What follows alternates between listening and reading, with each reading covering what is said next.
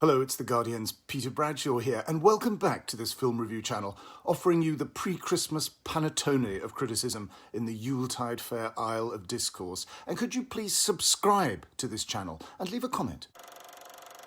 Who knew that the laborious process of democracy, of simply voting over and over again, could be so exciting and so amusing? Edward Berger's drama Conclave is adapted with masterly flair by screenwriter Peter Strawn from the Robert Harris page-turner, and Ralph Fiennes is on sumptuous form as the deeply troubled Cardinal Lawrence at the centre of a murky Vatican plot. The result is a high-camp gripper, like the world's most serious carry-on film.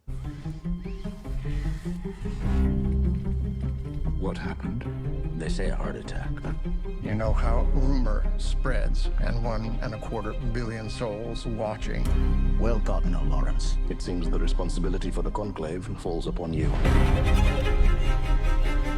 The supervision of this election. This is a duty I never thought I'd have to perform.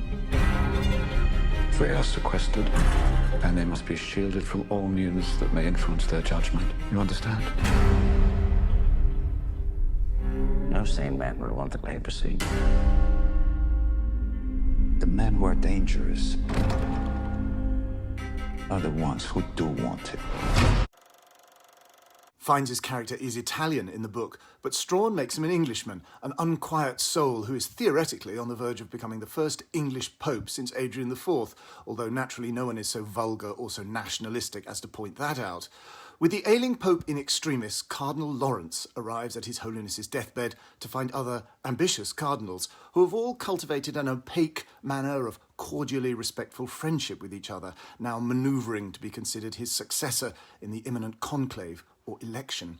In this blue-chip supporting cast, Stanley Tucci is Bellini, the liberal, Sergio Castellitto is the pugnacious, reactionary Tedesco, a racist bigot, John Lithgow is Tremblay, whose blandly emollient manner is misleading, Lucien Samati is the bullish Adeyemi, and Carlos Diaz is Benitez, an unknown figure who, to everyone's polite consternation, has been created Cardinal Archbishop of Kabul without anyone realising.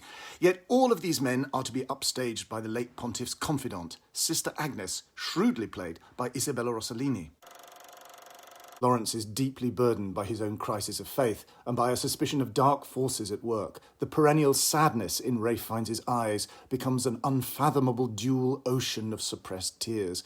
The Pope dies without granting Lawrence his wish to resign as the Dean of the College of Cardinals, and also without being able to reveal what he knew of dark secrets concerning one or more of these candidates. A corrupt figure may be about to become the next Pope.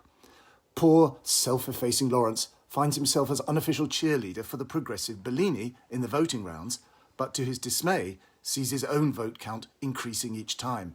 Should he have the humility to accept this mysterious destiny?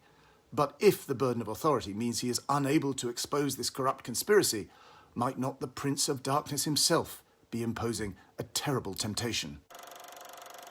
Berger orchestrates marvellously tense, explosively dramatic scenes, and with cinematographer Stéphane Fontaine and production designer Susie Davis, contrives some spectacularly strange and dreamlike tableaux. I can incidentally never get past a sense that there is something, in fact, bizarrely sacrilegious in actually showing this voting process. I also felt it in Nanni Moretti's 2011 film We Have a Pope. As for Fiennes, there is great pleasure to be had in his performance. I myself have always rejected his supposed resemblance to a certain 1970s TV sitcom actor, and yet in the extraordinary scene where he learns something startling about one of the cardinals and has actually to sit down, mouth slightly agape, well, I did see it. And so the conclave becomes a nail-biting horse race with a photo finish. A distinguished novelist with whom I saw this film told me on the way out that the story is in fact completely lifted from National Velvet.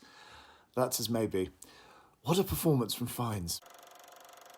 And so the sun sets on another vlog. Please give it a like and a share. Please subscribe to this channel and leave a comment saying what you're enjoying at the movies right now. And please, in the run-up to Christmas, you're obviously thinking about presents and stocking fillers and musing on which collection of short stories you want to buy. So why not make it my latest book, The Body in the Mobile Library and Other Stories?